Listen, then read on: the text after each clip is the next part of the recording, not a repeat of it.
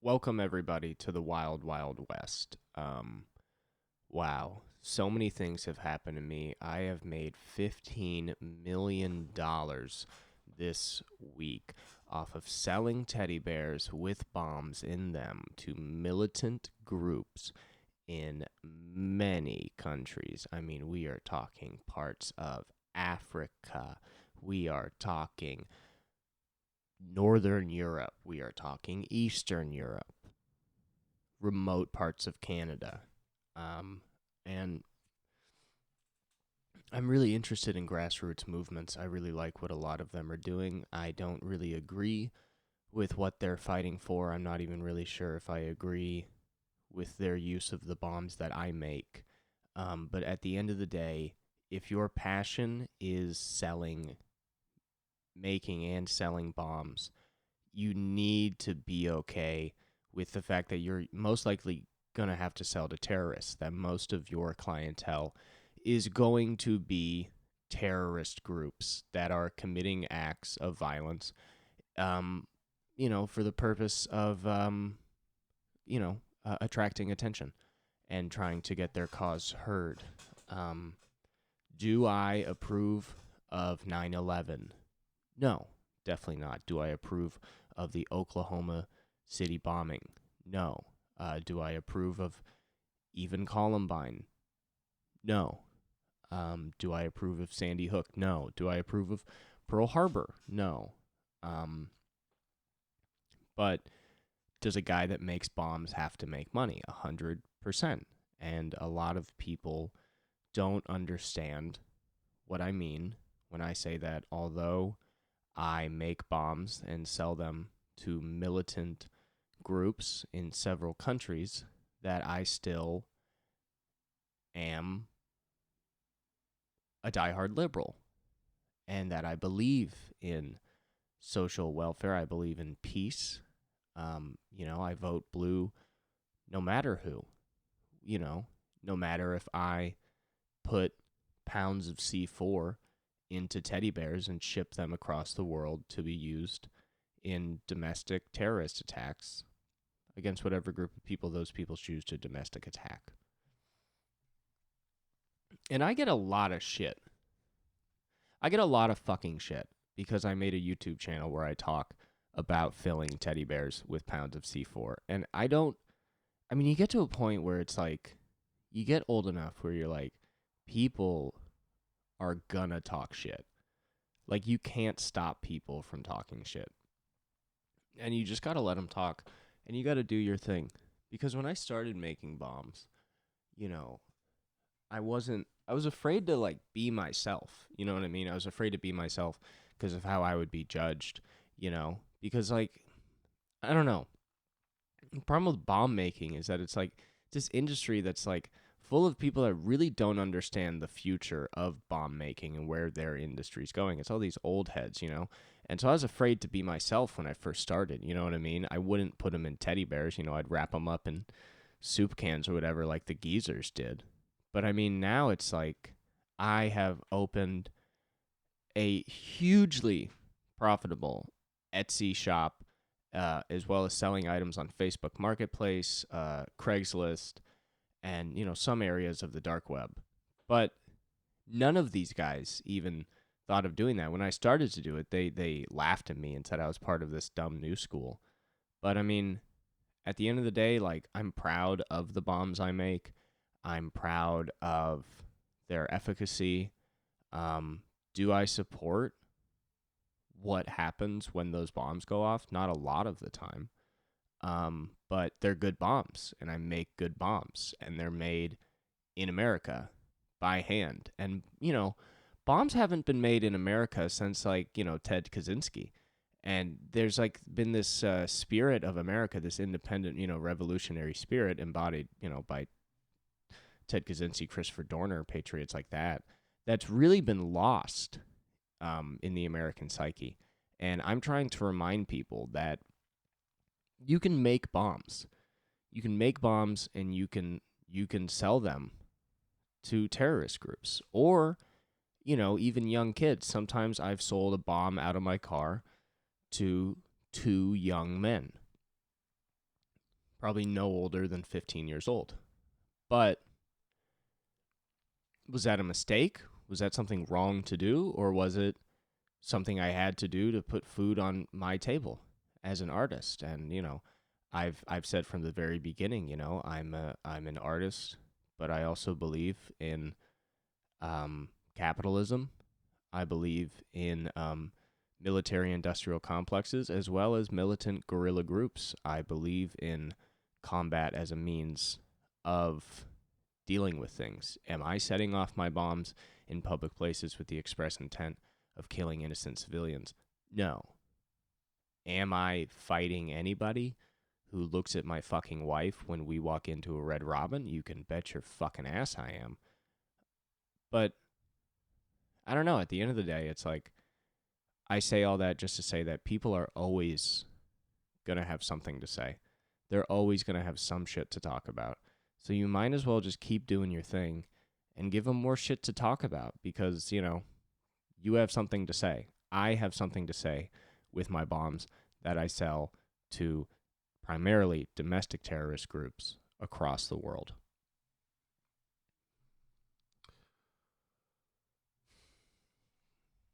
I went to a Charlie Crockett concert. He's a country artist. He's a new country artist. Went to a concert at the Fonda Theater. He is he's great. He's a little retro. He wears like the old kind of style suits, plays guitar up real high. And I'll tell you what, there are a lot of ladies' bootcut jeans with dripping crotches in there. I'll tell you that much, okay? I'm telling you, some of those Lucchese's were just full of puddles of wetness. You know what I mean? Those boots were soaked. My girlfriend reminded me several times how hot he was, which I agreed with, which was her right. I was watching her take videos of him on stage, and I was like, "You gonna rub one out to those? Is that what's gonna happen with these videos?" I don't think these videos are getting sent to anybody. I think that's in the rub bank. I guess not the spank bank, but it is funny because she was like, "He's hot," and I was like, "That's why we're here. That is why we came. We could have listened to him in the car, but we came to see his body." Part of why you go to a concert is like, I need to see his full body in real life. How tall is he? Because we could have gone to that show, and if he was 5'4", everybody would have been like, sick. All the guys would have been like, fuck yeah, I'm fucking taller than him. But then if their girlfriend was like, oh, he's hot, then you have to be like, fuck.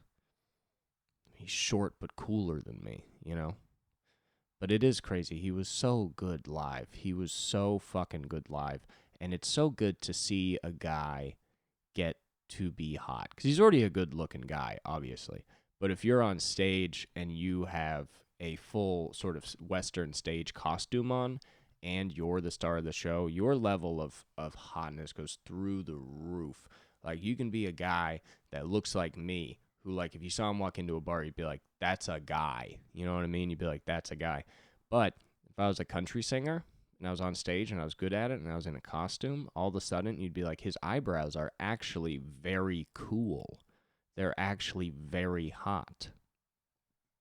So I love it, going to those concerts, getting to see a guy just be hot. And of course he was doing the dances. But it's like, you realize it's such a simple formula. You got boots on and you put your toes up and you kind of slide on your heels and you move your knees and you get a little low sometimes with the guitar, without the guitar.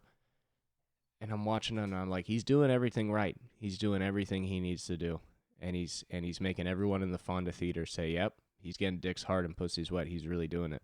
And he's also, more than any of that, an amazing musician and a very talented live performer, which fucking thank God, because sometimes you go to shows and you're just like, man, I'm not going to sit here and say you're bad at music, but when you play it in front of me for an hour, there's a lot of shit that goes wrong. I just had a real bad coughing fit. Listen, I'm trying to get through this podcast.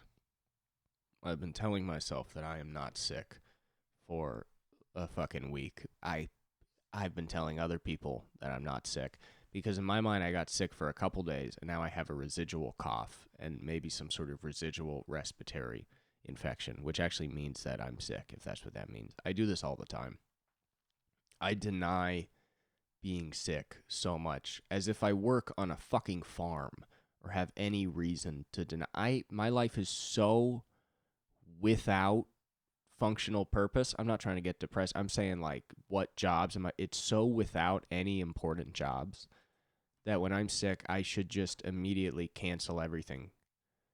Just cancel all of it. My job does not matter.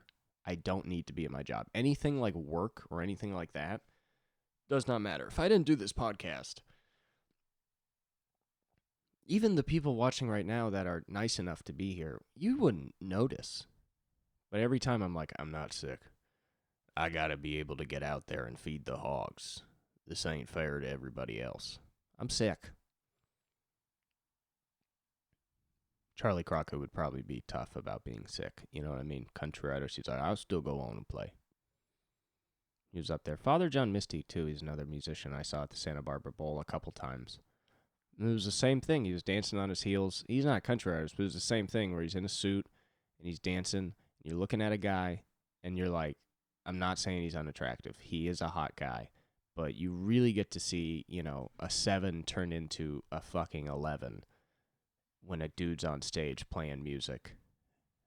I turned over to my friend and I was like, man, Charlie's so cool, we should kill ourselves, you know? Especially when you do stand-up, if you look at anybody playing music, and a lot of people have said this already, but you feel it. When you look at anybody playing music, you're like, damn, it sucks that I'll never be as cool as this, you know? Because I guess the one stand-up right now that's considered to be, like, cool, you know, that's, like, kind of fucking around and dresses cool and, like, has a real vibe on stage would be, like, Dave Chappelle, you know? His whole thing is kind of cool now. He's just sort of, he's almost like ambiance, but, you know, everybody else is just up there trying to be funny, you know, aggressively. So there's at no point, it's like, there's something about live performance, like a play is like bottom of the barrel of cool things to do on stage. I guess under that would be like ventriloquism, but because even juggling is cooler than a play, and plays are great. I'm not saying plays are amazing. They're better than watching juggling, but they're not cool. Like, nobody's talked about a Broadway actor and be like, he's so fucking cool, man. He's a cool. It's like, no, he's a beautiful man that looks like a fairy, and he's a great actor, but he's not cool. He's a great guy. He's not cool. He loves board games. He's not cool. You know, you gotta play. Opera is cooler. Opera might be cool. I really don't know if opera's cool, actually. Opera's good. Opera's great. Opera singers, very talented guys. But if you're in a restaurant and you saw an opera singer, just a humongous man, just aggressively eating pasta with a tissue over his chest coming out of his collar, tucked in, you know, and just eating at somebody, like they're talking and he's just like, you know, and somebody was like, oh, that's a famous opera singer. You wouldn't be like, whoa, what a cool looking guy. What a cool dude. You know what I mean? You wouldn't do that. But you're talking about current modern day bands up there. Not modern day, but, you know, a fucking band. I mean, that is cool. And Charlie, he plays the part real well. Because I saw him at the Fonda Theater, but also with my cool Hollywood life, I got my stepdad who works with, he does, you know, transportation for Kimmel. I don't know why I put on an Italian accent. He's Irish. Anyway, does transportation. He got me in to the show to watch it, and we went to Jimmy Kimmel, and Charlie Crockett was playing music on Jimmy Kimmel, and so we got to meet Charlie Crockett because we're also in with Don Barris, the warm-up on Jimmy Kimmel. So really, we walked in there, me and my boys, we walked in there like a bunch of fucking assholes who knew two people and got their way. That's exactly what we did. But after we saw him play live, he played a song for television, and it was very cool. And after he was done, Don took us down to the green room, the Jimmy Kimmel green room, and he kind of barged through the door and like said hi to Charlie. And Charlie was like, "Oh, thank you for coming." And then when he left, he said a very cool guy thing that if he was anybody else would have made him seem like such a fucking shit eater. But he came out and and he said, "Thanks for slipping us in." He was a musical guest on a nationally, maybe internationally broadcasted talk show, and he said, "Thanks for slipping us in," and it was cool. And he was in a very cool Western shirt on stage, a big Western outfit, some white Wranglers on. And then when he was backstage, he was still dressed in a very Western outfit. It was just somewhat more toned down, which was also very cool. It's crazy to see a guy be so cool. Like, the best I can hope for in terms of being cool is to be known as, like, talented. But I'd be like if I was cool, the only person I'd maybe be cool to would be like a middle schooler who's cutting themselves, like something like that. You know what I mean? Like somebody that's like, he's all fucking like, he's like sad or whatever, but like he like makes jokes about it. You know what I mean? Like that's probably the only people that would think that I am cool. But Charlie is cool. He's unironically cool. It seems it's got to be great to be unironically cool, where you're like, I'm singing these songs, and it's not to be weird, and it's not to be funny. I'm up here because I think these songs are good, and I'm a talented musician, and I'm going to play them for your enjoyment. And it's like, man, that is so confident to be cool, because people say that comedians are cool because it's like, oh, you go up there and you try and make people laugh, and that's a whole thing, and put respect on it, great. But there's something even scarier about like trying to make people enjoy music and think you're cool and have a good time, because it's like, it is better in the sense that music is naturally cooler, so there's less to fight against. People just naturally like music more than comedy. But it's like in comedy, at least it's like there's a reaction, there's a laugh where it's like, okay, cool, this is pretty rudimentary, we know what's happening. But you need to go on stage and be like, okay, I'm going to put on these clothes, I'm going to have them light the stage in such a way, I'm going to have the band dress up this way, with the express intent of people being like, he looks cool. You realize how wrong that can go?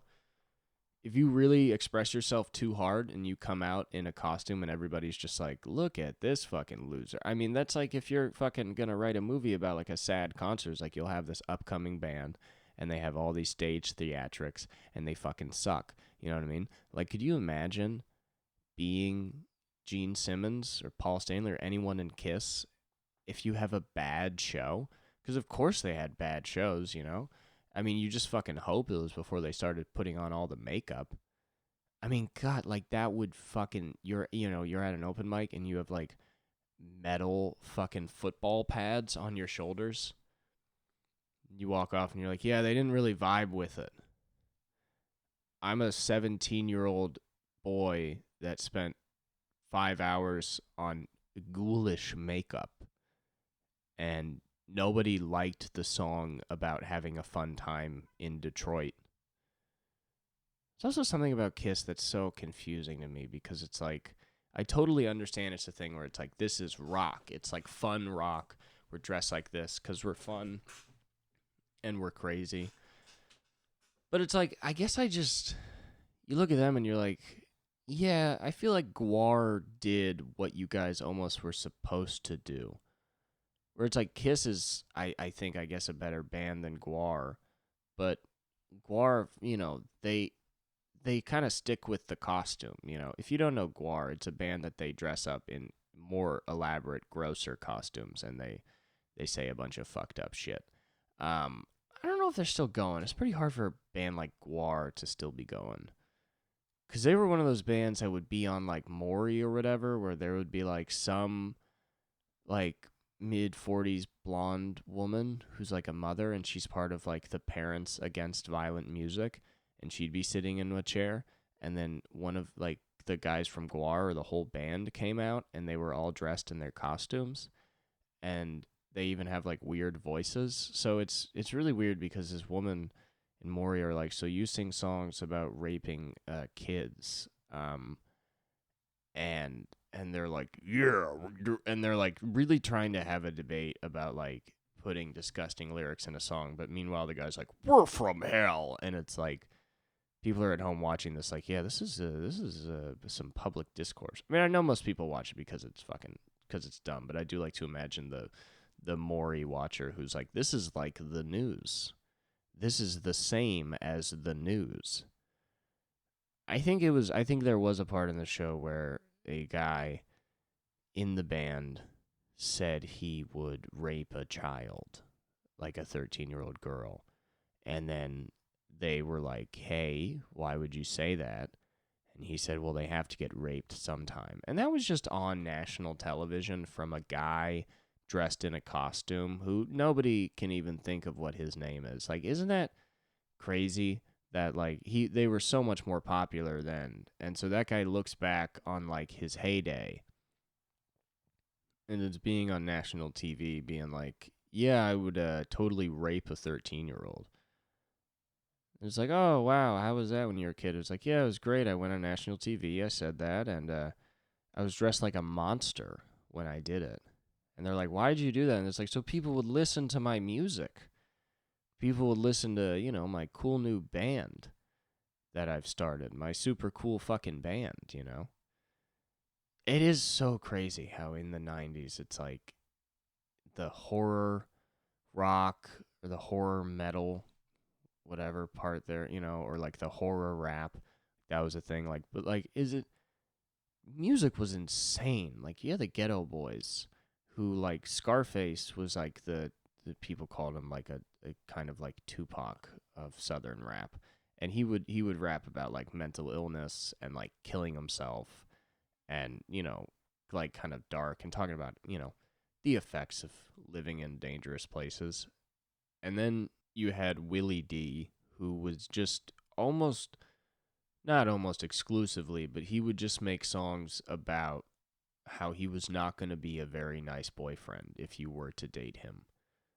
He has a whole song just called I'm Not a Gentleman. And the whole song is just like, I don't hold the door open. That shit's gay. I mean, it's much better rapping. He's a great rapper. It's great lyrics. But the whole song is like, he talks about like, if we meet your parents, I'm going to like be a piece of shit to your dad. Like just shit that's like so uncalled for, where like if you were in the car on the way to meet your parents and your boyfriend was like, yeah, I'm gonna like call your dad a fucking pussy, you'd be like, can you not? I'd really appreciate it if when we went to my parents' house for Sunday dinner, you didn't call my dad a pussy. So you had that. Also, a lot of his verses were like, I'll fight you. I'll fight anybody. And but he was great because it's like he had one line that was like, I got a message for parents against rap.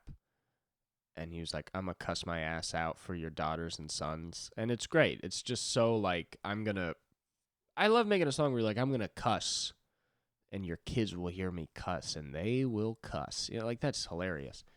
And then you had Bushwick Bill, who was a little person who would talk about raping, murdering, and torturing women and men alike. And that was like kind of his thing. And it is so funny because you don't have to do something good to be groundbreaking. A lot of the worst people in history were groundbreaking.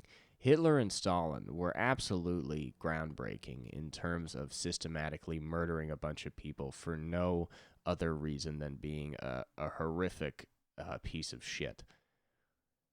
And Bushwick Bill was groundbreaking in rap for being one of the first to talk about killing, raping, murdering, and torturing people, and then defending it on a court level, on a level of being in courtrooms and being like, I think I should be saying this. I think I should be allowed to say this. All right. Sorry, brothers and sisters of the cast. Keep having to stop and start to cough my brains out, but I'm not sick. But it is crazy that just like you could do all of that shit.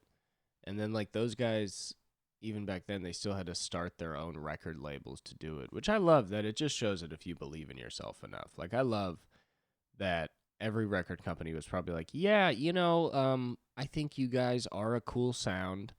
I could definitely see the South coming up more in hip hop. But it is very New York right now. And also, you talk about killing and raping women a lot, like a lot.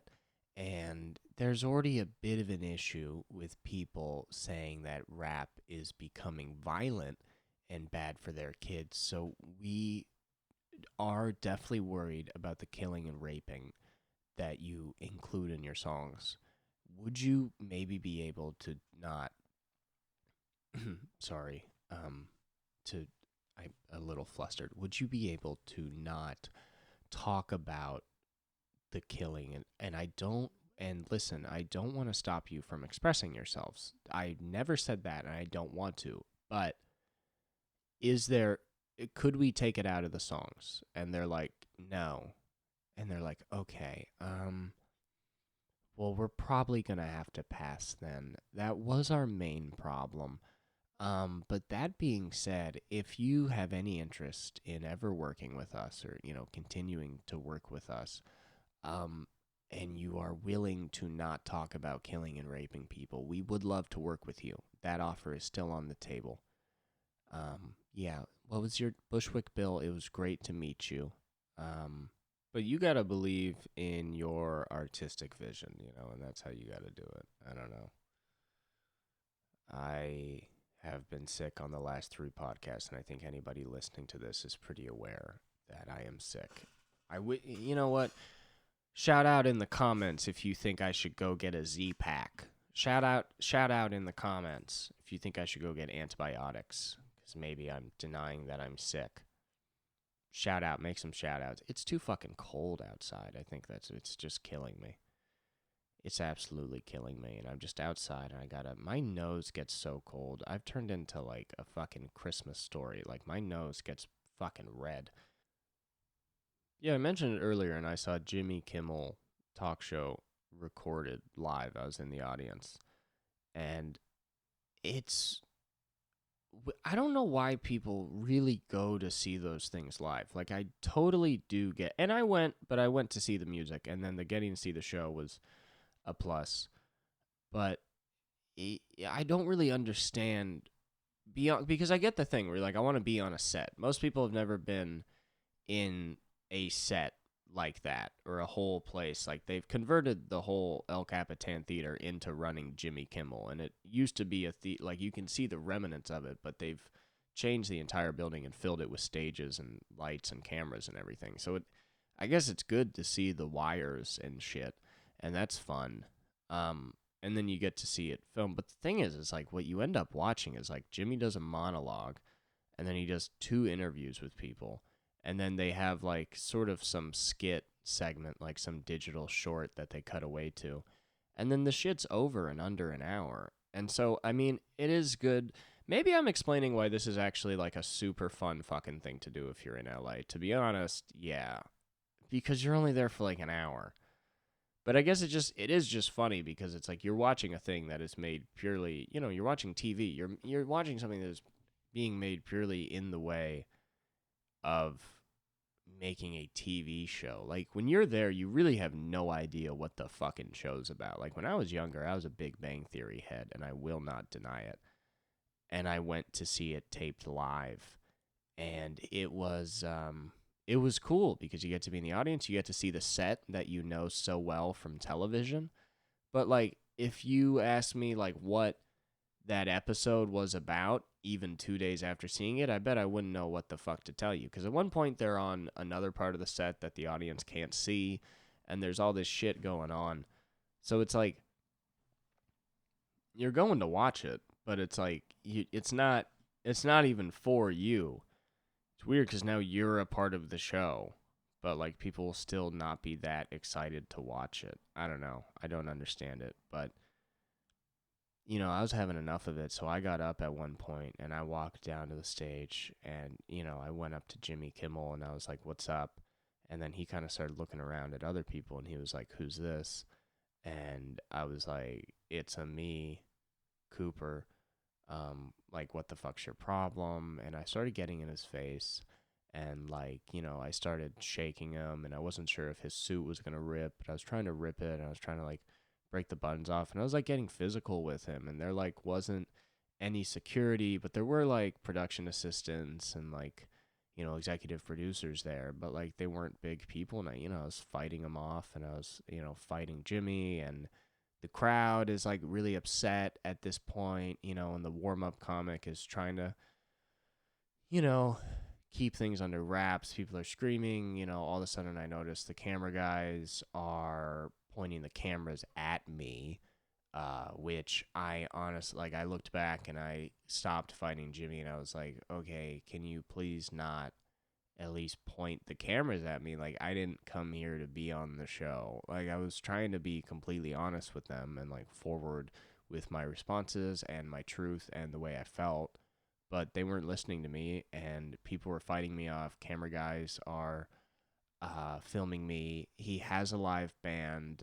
We were falling into them a little bit, like kind of hit the guitarist's legs, but for the most part, they honestly just kept playing and were super good. They were a jazz band, and they were playing jazz, and I'm fighting Kimmel. I'm fighting people off me. I'm telling the cameras to stop fucking recording me, and they don't stop. And I mean, like, am I grateful to my stepdad for getting us into Jimmy Kimmel? Like 100%. But do I also, maybe have to stand my ground at some point? Because listen, like, Jimmy was up there and he was getting, laughs from the monologue. But the thing is that, like, I'm a stand-up comic.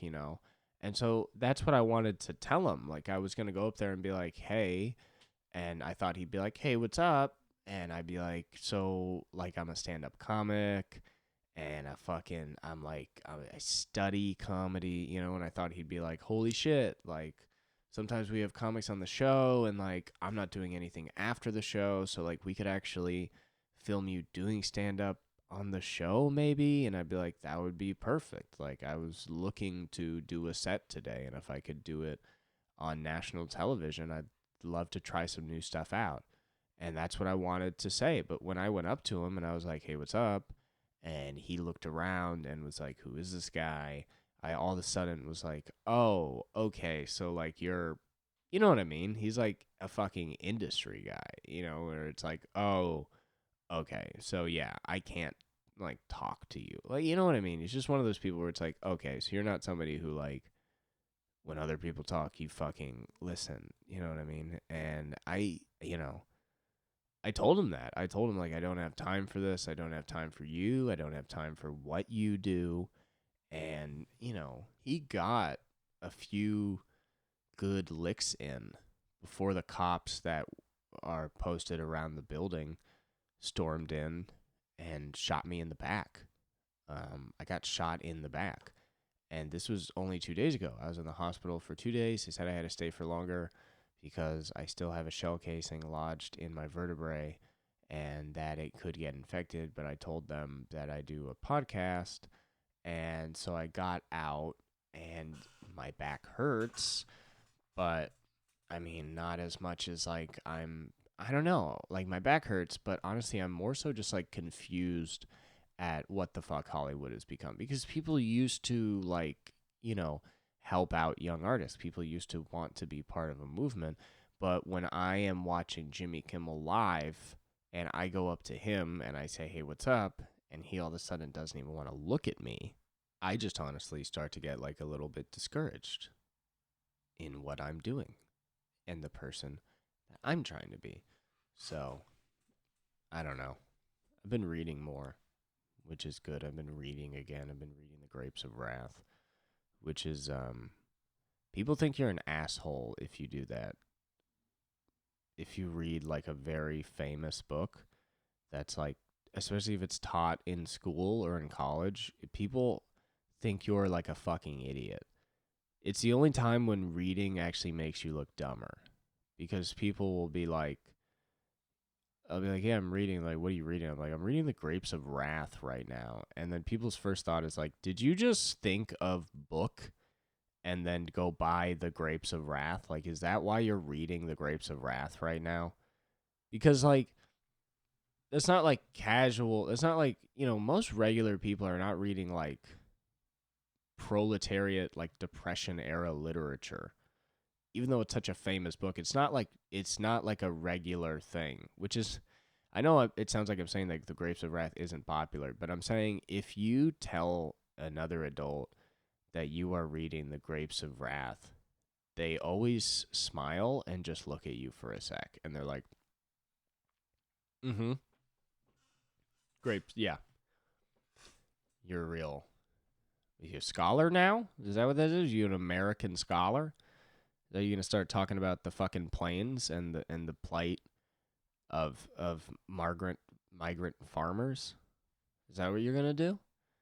And yeah, you know what? Maybe I am, because it's very interesting to me. I took a proletariat literature class, and if you don't know what that is, it's American proletariat literature class, which just means around the Depression, a lot of different writers started writing books to talk about what it's like to be fucking poor, um, and white. It's white literature.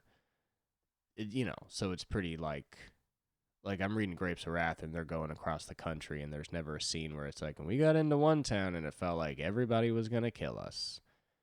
Like there are moments of that though, which is funny. That must have been so surprising for those white people, because there are so many at that time, and they talk about it in the book, which, although it's not a true account of real people, but it is accurate to the time. That must have been so weird to be a white person in Oklahoma, and you're going across the country and you pass through a town, and then all of a sudden there's an armed brigade of civilians and they're like, "Get out of our town." Because there were so many of those people coming through looking for work. They're flooded, and they say in the book, you don't stand a chance against a debtless man. Because there's nothing to pay off. Like a guy, he's saying the guys that own the shops and shit and have stuff, they also have debt. They have almost the privilege of having debt, so they demand higher wages to try and keep up this life that they now live with houses and whatever.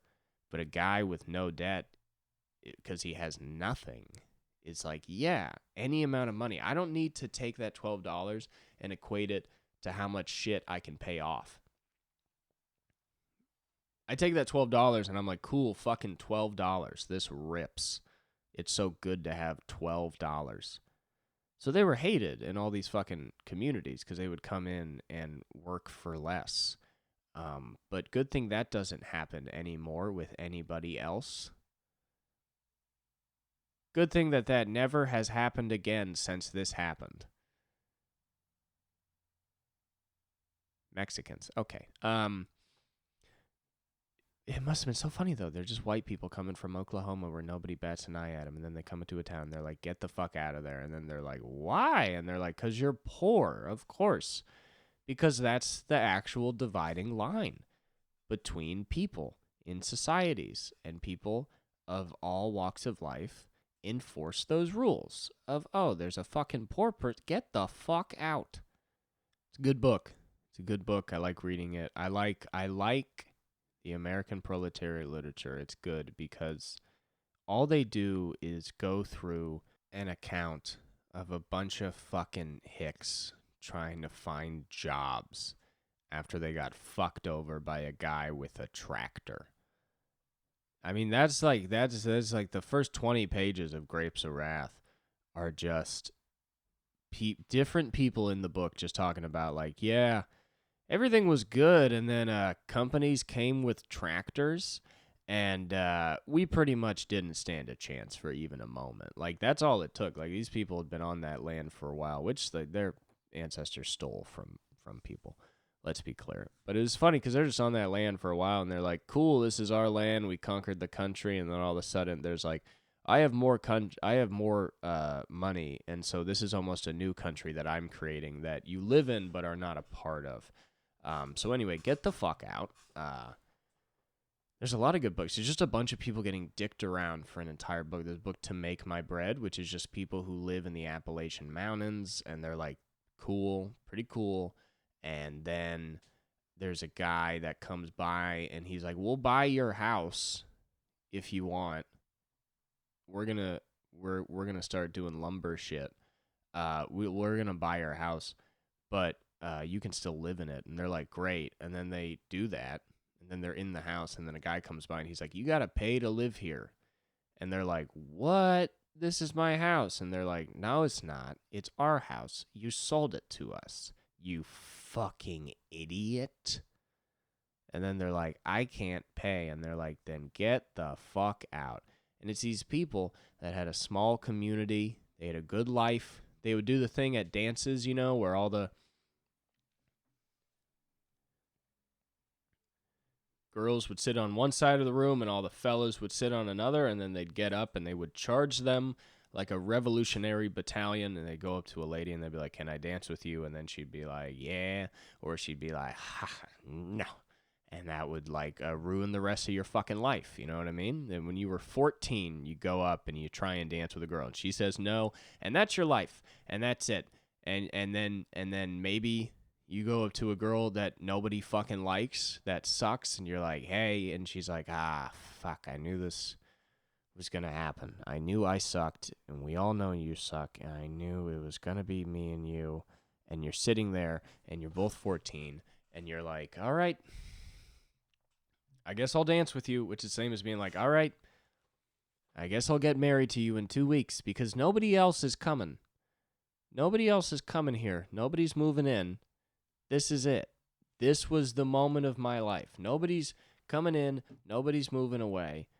If nobody else that is around me right now likes me, I either have to marry a person who sucks or marry my friend's daughter when I'm like 55.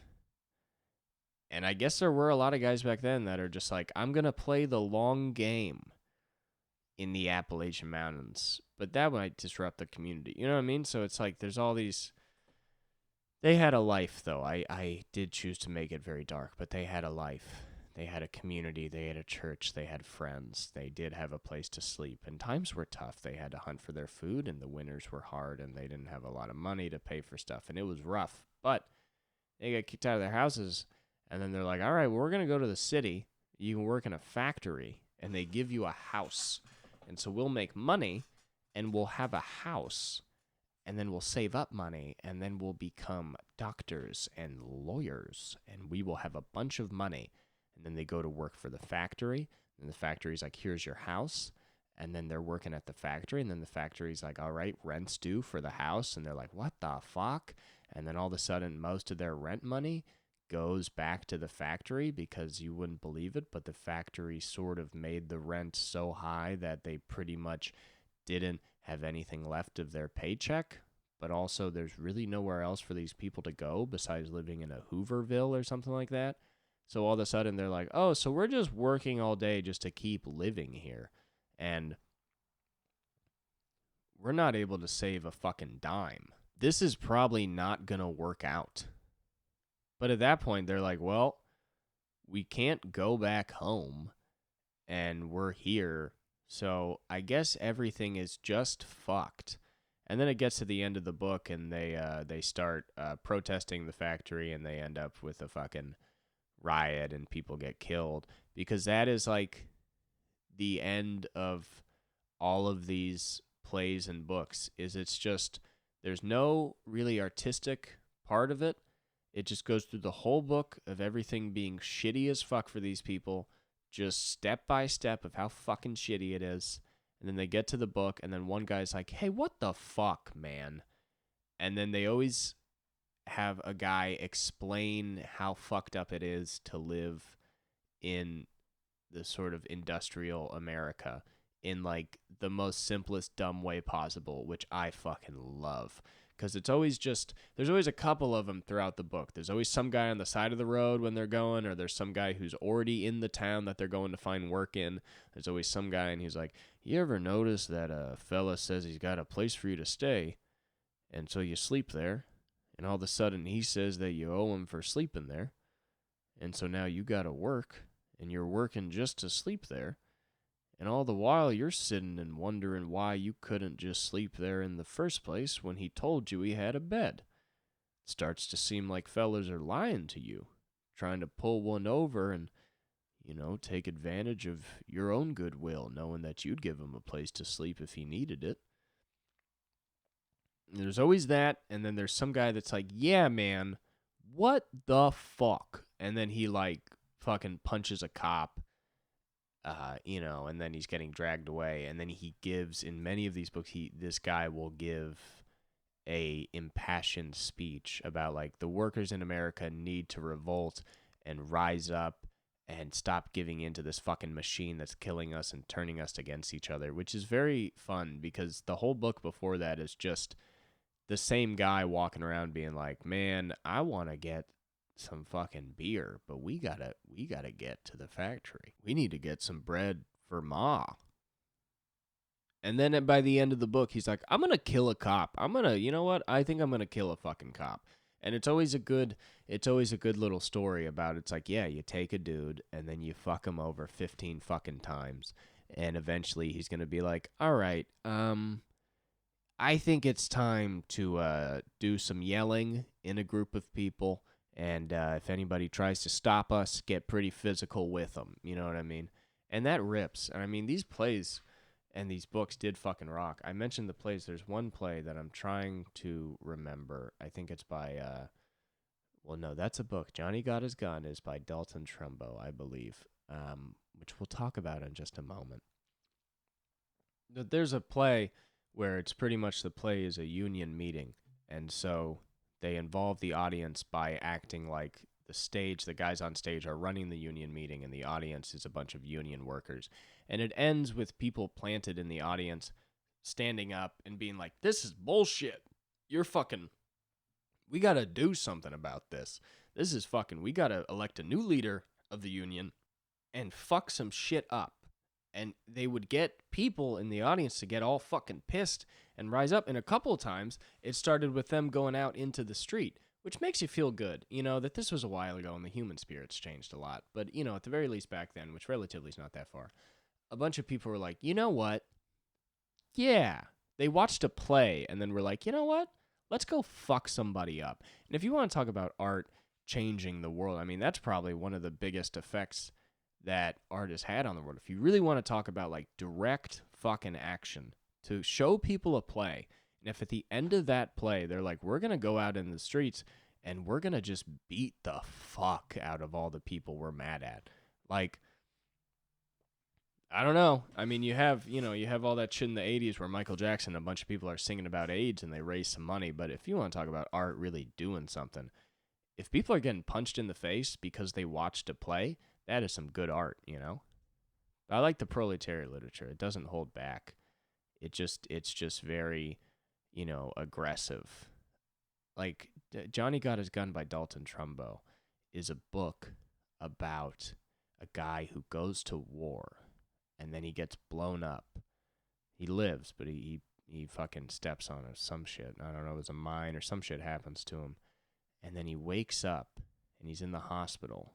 But he doesn't know where he is because he can't see and he can't hear. And I don't even think he can smell. And then all of a sudden he realizes he can't really feel anything. And through the course of several pages, they show him discovering that he has just massacred his face. He can't see, he can't hear, his nose is all fucked up, his mouth is all fucked up, his whole thing is bandaged over. He also has no arms and no legs. And that's the opening of the book, just a guy with no arms and no legs because he went to war. And then throughout the book, he's dealing with this, and he's like, holy shit, I went to fucking war. And then he realizes, he's like, they don't know who the fuck I am. Because all this shit got blown off, and they lost his dog tag. And the whole time, he's just like, they have no idea who I am right now. And my parents think I'm dead. And I have no way of fucking communicating with them. I'm going to die here. And then he starts figuring out this way. This is all fake, by the way. This story's completely fucking fake, which is, I'm sure a lot of people who think what I'm talking about is dumb are like, yeah, this is why this sucks, idiot. This is made up. You're not going to fucking survive in World War II if you get all your shit blown off. Probably not. You're right. But he's discovering that he can find a way to talk, which is like, I don't know, some sort of tapping method or some, he kind of can wiggle or some shit like that. And he ends up working with a nurse who at one point jerks him off. She jerks him off, and he's like into it, but he's not loving it. Like, it's very weird. He gets jerked off, but it's very nice of her. I understand, her. It would be so funny because the jerk off makes sense for a nurse to do, to be like, this guy's life is over. I'm gonna make him come to be nice. The jerk off makes sense. It's almost like, it almost seems like a medical procedure. It would be so funny if she sucked his dick. If for the rest of her life, she's like, I sucked a guy's dick who had no arms or no legs and could not see, speak, or hear. And everybody would be like, that's illegal. And he'd be like, no, I think it was good for him. And they'd be like, how the fuck do you know? She's like, I can talk to him with taps. And they're like, no, you can't, you fucking rape. But he figures out he can talk, and the nurse can kind of translate it to the people around because she figures out how he talks. And he ends up telling a general, he's like, my name is this. I'm a soldier. I was a private first class. My parents are this. Please tell them I'm alive. And then there's like this conversation that happens through the nurse where the general's pretty much like, nah, we're not gonna send you back to your parents like this. That's not gonna look good. You're gonna die here, is essentially what's happening. And he realizes this. He's like, they're just gonna let me die. They are just going to let me die. And it ends with him talking to himself where he's like, I'm just going to keep tapping away. Because he's doing something where he can kind of make a sound. So he's like, I'm just going to keep doing this so these fuckers know that I am not a dead body. Because they want to treat him just like he's a dead body. He's like, but I am a living, breathing person that you have fucked up with your own callousness and greed. And I will keep tapping until the day I fucking die. Which, I mean, would work on me, at least, if I was a piece of shit trying to deny a man's existence, but then you go in, and the guy with no arms and no legs is like,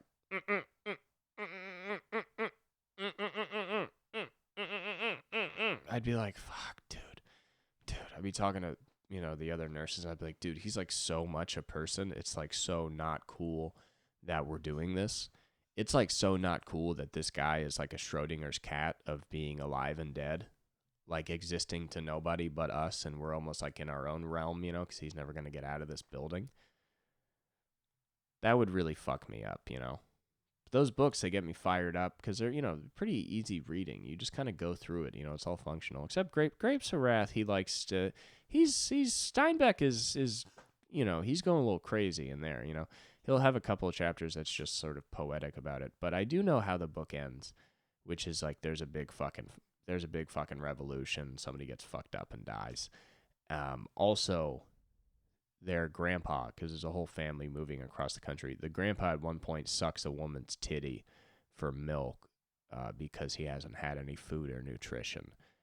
So that's also in the book. I think Steinbeck, I feel like the other proletariat literature writers were like, hey man, maybe just keep it to like the whole kind of anti-capitalist thing we're doing. And he's like, it's a metaphor. And they're like, it's weird and it makes us look weird. And it would be good if you didn't just, I don't know, just maybe think about like having a guy suck a titty in the, for milk, how that might look. And he's like, I really don't know what you guys mean. And they're like, what? When did you stop breastfeeding your mom? Just from your mom, by the way. And he's like, fucking 9 years old, like everybody. And they're like, all right, yeah, John Steinbeck is a fucking weirdo. Which is funny because John Steinbeck, I think, included, and a lot of these proletariat literature writers were not working class people. They were people that were able to go to college and make careers out of writers. So they had money, but they were writing to try and kind of spread awareness of the struggles of most people in the country. But they were like rich, which is so funny to be a guy not from a certain social class, but writing about that social class and being like, yeah, and then one of them who's a fucking old man sucks a lady's titty. And all the working class people are like, yo, Dude, that is so that's not something people do. What the fuck is wrong with you, dude? Why the fuck would you say that? Dude, who do I know that's sucking titty? What union pipe fitter is fucking sucking titties right now? What the fuck, man? That's so not cool for you to say. That's insane that you would say that. It's honestly, now that I'm stepping back from it, that's insane. You're an asshole, But, hey, grapes of wrath. I'm really sorry that there's a lot of stopping and starting in this episode. This is sort of a strung together episode of me trying to get through terrible coughing fits. But if you stayed this long, I really appreciate it. And I love you so much.